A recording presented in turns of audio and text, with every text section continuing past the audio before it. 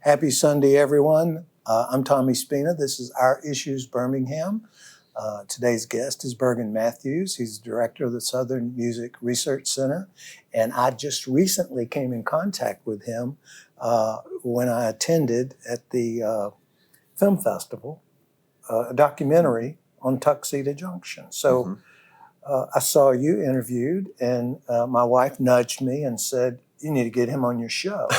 So here he is. All right. So how did you get to be in the spot you are in?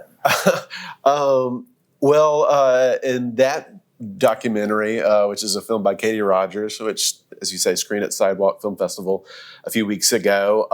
That's the film about the music of Tuxedo Junction and about Birmingham's jazz legacy. I've written a couple of books about jazz in Birmingham. This would be one of them. That's one of them. That is the fuller book of the Birmingham jazz story. It's called Magic City. Is Amos in here? Amos Gordon is in there. William Johnson? Maybe a tiny appearance, but this is kind of the story of how the subtitle says, how the Birmingham jazz tradition shaped the sound of America.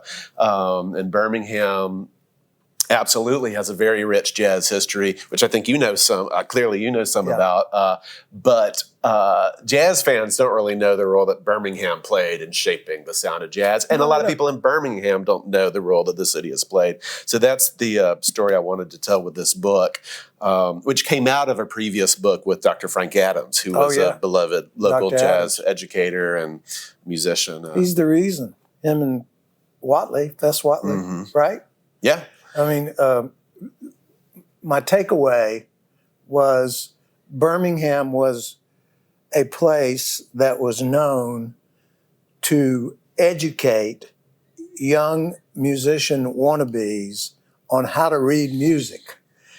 Yeah, absolutely. And that's not an easy thing to do. Well, I think what makes the Birmingham story really distinctive, what made Birmingham really unique as a jazz community, is the way in which education and the music were so deeply intertwined. I think in general, the role of educators in shaping the culture of jazz has been underrepresented, but in Birmingham, there was a uniquely deep tradition of that. And it does go back, you mentioned Fess Watley, who joined the faculty of what was then Industrial High School, now Parker High School, in 1917. And he was there into the 1950s, ostensibly hired to teach printing. But as soon as he got there, he created a student band and taught music as an industrial discipline. It was the Booker T. Washington kind of notion of an industrial trade, something students could do with their hands that would ensure them some kind of employment after graduation. This was, of course, in segregated black schools in Birmingham,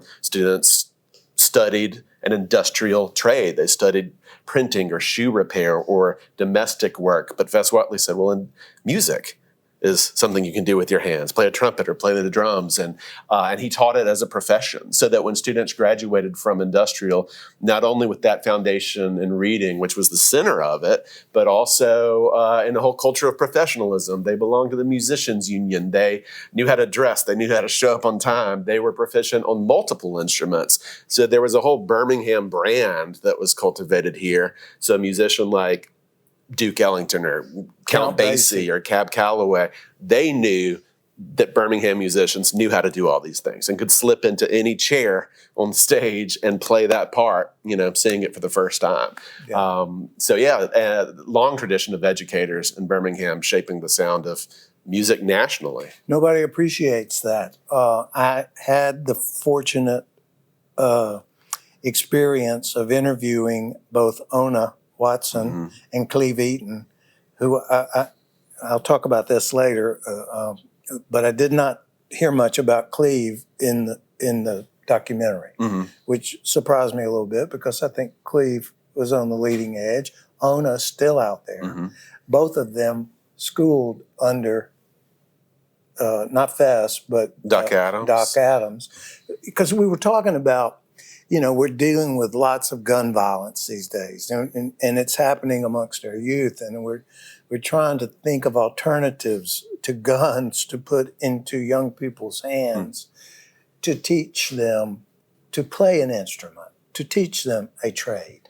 We've got the Resource Center out at the Family Court that my friend Nancy Trucks is so much involved in, and others. But that's gone by the wayside. I'm hoping we can breathe some life back into that because it's certainly literally a dying art. Absolutely. But how did you get here? How did I get to the jazz story in particular? How did you get to Birmingham? Oh, well, I'm from Montgomery, so it's not too far. And I've worked my way this way. I've been here about 20 years or so. Okay. You're affiliated with Birmingham Mountain Radio. I am. I have a radio show called The Lost Child on Saturday mornings there. It's called The Lost what? It's called The Lost Child. My music... Would that be people like us? Maybe so. It's kind of open to interpretation. My interest broadly...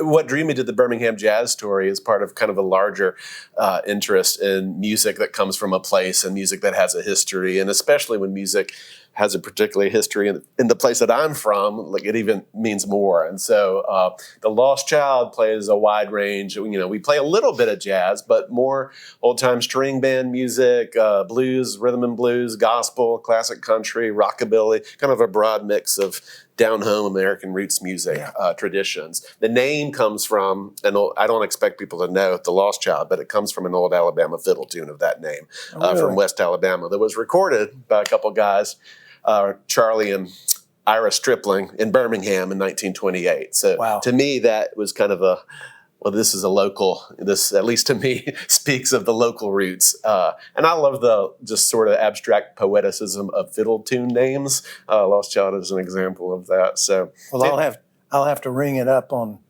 my music machine. Okay, yeah, it's there. I'm sure it's there. We're going to take a short break. Sure. Don't leave me. I got some specific questions I'd like to share with you, some of my own personal experiences in the world of jazz.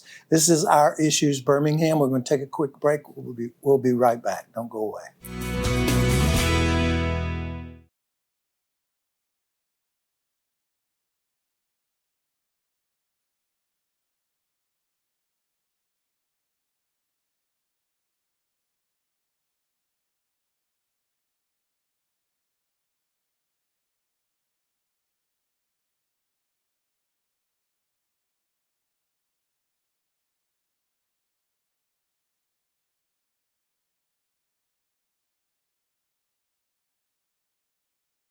Welcome back to Our Issues Birmingham. We're talking about why it is that Birmingham became sort of the inventory, for lack of a better word, of musicians for the big bands that were moving about in the 30s and the 40s, if not even sooner than that. Mm-hmm. So I mentioned Cleve Eaton in our prior thing. Cleve, of course, came along after that.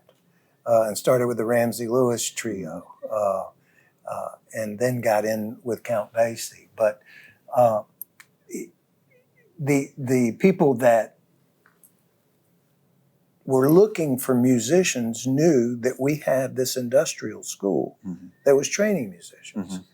So talk to us about some of the things that came from that specifically, if you can. Sure. Well, we talked a little bit about Fess Whatley already, and by the early 20s, Fess Whatley was sending musicians out into the world.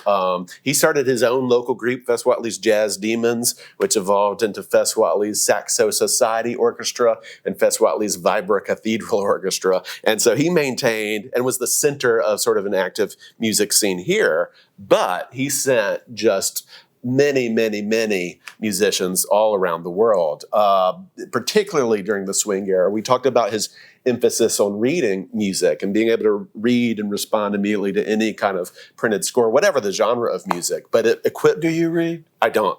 I'm not a musician. It's not easy. You're not a musician. I'm not a musician. You're a historian. That's right. So I like to listen to it and think about it, write about it, and tell the stories. But Fess, that training, it just happened to coincide with the rise of the big band era. So as Fess was sending these musicians out into the world, into bands that had, whole saxophone sections, whole trombone sections, and so forth, these musicians could slide into any spot. part of, I think, why the Birmingham jazz legacy has not been as well known as it ought to be. Part of that reason, I think, is because its members have its chief musicians have been active on the sidelines of the music. Cleve Eaton, the sideman in Basie's orchestra, or in the Ramsey Lewis trio. Or Amos Gordon, who played in the Louis Armstrong orchestra and was an arranger for that band. So, like, because of the Fess Whatley reading and writing training, like, these musicians played key roles, often on the sidelines or behind the scenes. The Erskine Hawkins Orchestra, that entire band came out of Birmingham, not just Erskine Hawkins. And they really embodied the full spirit of that training and that camaraderie that came out of here. A guy named Teddy Hill in the 30s had a hugely popular band, the Teddy Hill Orchestra, which gave the first work to Dizzy Gillespie, to Roy Eldridge, to Kenny Clark, to major jazz figures who went on to greatness. People today don't know or remember the Teddy Hill Orchestra, who are best known as a dance band. And I think we tend to tell the story of music history through the recordings. So if your legacy is not on record as much as some other form, then it often gets lost. But his role was as this very popular dance band leader who could find and nurture kind of progressive young talent. And they didn't record a lot, but the last record of the Teddy Hill Orchestra is the first record that Dizzy Gillespie made. But Teddy Hill went on from that. He left that band in 1939 and went to greater success, not as a musician at all, but as the manager of Minton's Playhouse. And at Minton's, he established this culture that led to the rise of bebop. It was at Minton's that kind of became, in Harlem, the kind of ground zero for the experimentation and the jam sessions that were part of a culture that Teddy Hill kind of orchestrated to give rise to this new thing. So that's another example where Birmingham is there, but invisible in the story of the music. I think because they're not first chair. Or they're, sometimes they are, but they're not the band leader. They're not the Count Basie. Right, exactly. They're not the Tommy Dorsey. They're the guy sitting on the second row with a trombone. Right, exactly. Reading music. Yeah.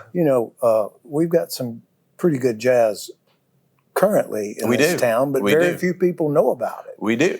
Talk to us a little bit about that. I know my trombone buddy, I know he does a Hank Williams thing. Yeah, Chad Fisher. Yeah, but Chad plugs me in infrequently to when they are performing at the Marble Ring, for example. He has a trio or a quartet that gets together there.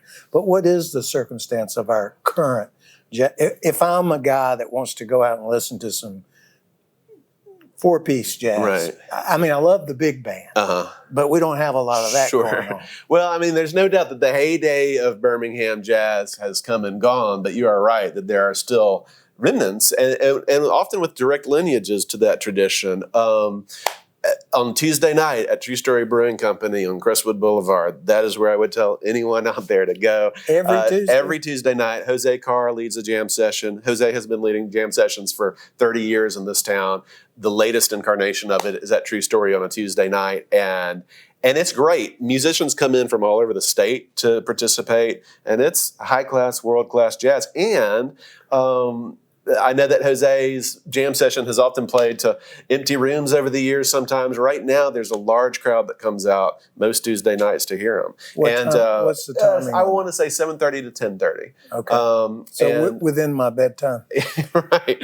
And again, it's on Crestwood Boulevard at True Story Brewing. And Bo Berry, who's a great local trumpeter, he is there every Tuesday night. And Bo Berry is one of our elders of the tradition, but there are a lot of young guys. A young guy named Tim Huffman, who learned from Doc Adams. He's there on drums all night long. And that's something I would encourage any listener to check out. I don't think it gets publicized, advertised. Hopefully this show that's seen by whoever it's seen by and word of mouth will cause it to grow. I'm guilty of not showing up, and I'm certainly interested in showing up. So it's great to have that information. Yeah. We're going to take a quick break one more time. We're going to finish up with some other things I want to tell you about. Sounds good. This is Our Issues Birmingham. Thanks for being with us in this segment. We'll be right back. Don't go away.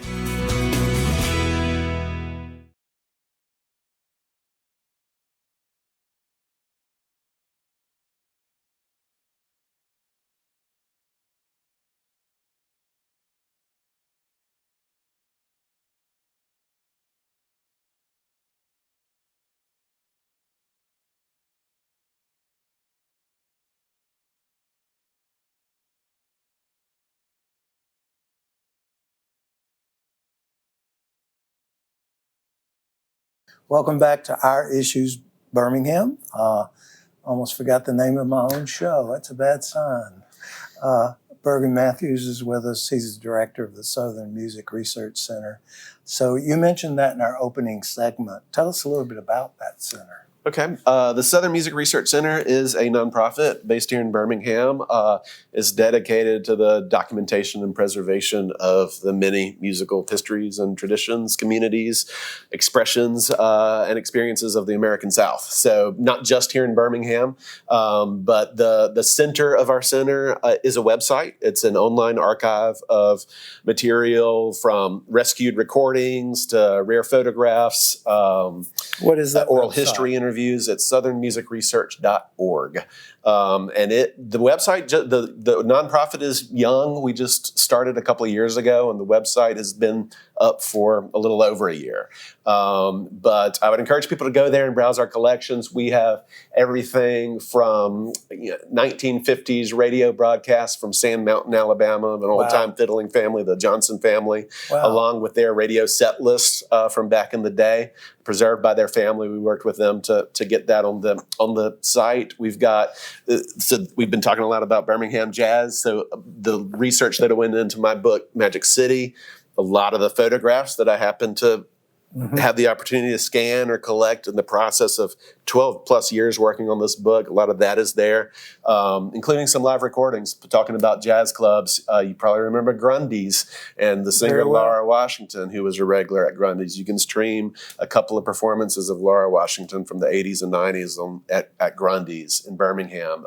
You can stream music from Gipp's Place with Bobby Rush and Clarence Bluesman Davis. Bessemer Gipp's. The Bessemer Gipp's. It's closed now, right? It is closed now.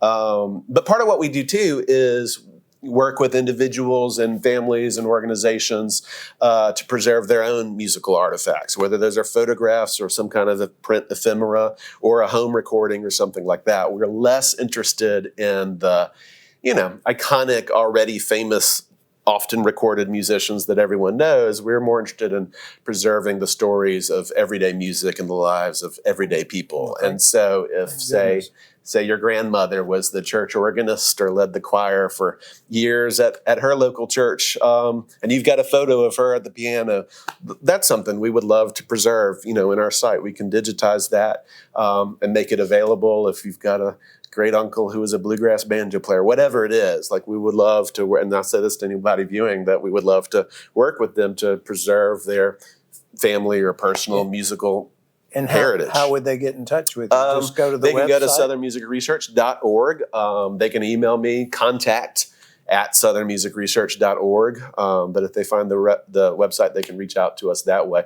We're interested in all genres of music, all areas, all eras and all areas of the South. So I'm disappointed that I'm just now learning. Well, like I say, it's I'm new. Into it. It is new. So Bart Grooms. There was a point in my life when I was taking saxophone from Amos, and I joined the UAB Community Jazz Band, and I met Bart Grooms. Now you know Bart. Yeah, Grooms. sure. And Bart is very active in the jazz scene. I don't know if he still has his radio show. He does. And he was singing at True Story last night with Jose's band. Oh, really? Yeah, he was, yeah. I have got to make that something I do.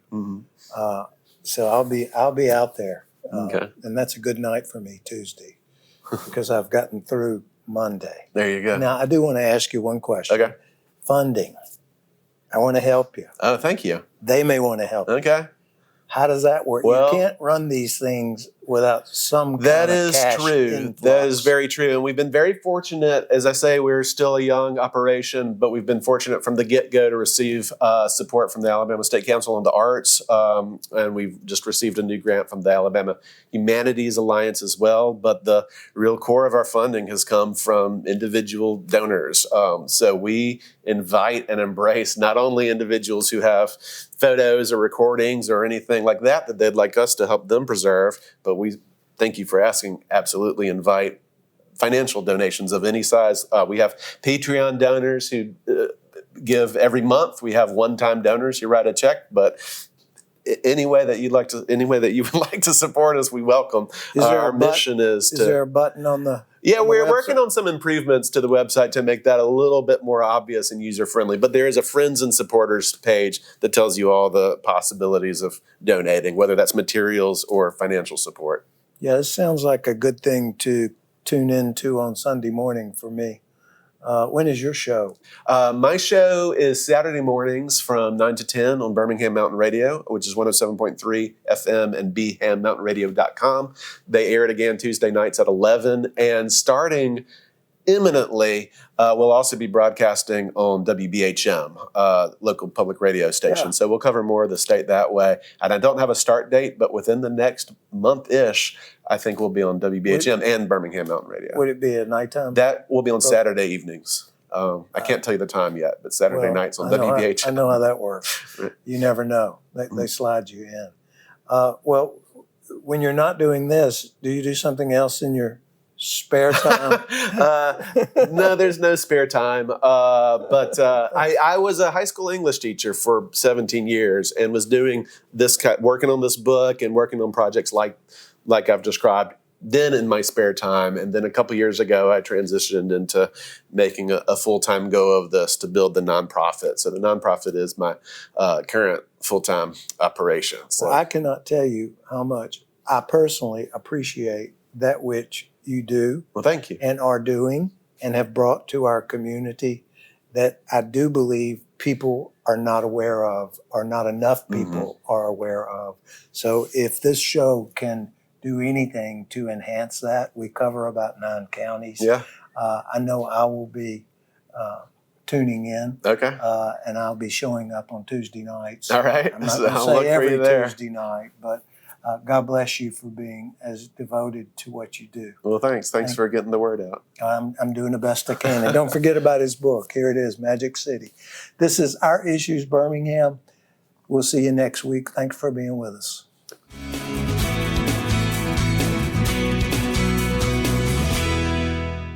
We get it. Your mornings are hectic. We're here to help you get ready for your day. Good Morning Alabama on ABC 3340. GMA doesn't waste your time. Local weather, traffic, and news always on your screen. It's the information you need, always where you can see it, even during commercials. Plus, we have the Good Morning Alabama live desk. Always updating breaking news in your neighborhood and around the world. Everything you need to prepare for your day. Good Morning Alabama on ABC 3340.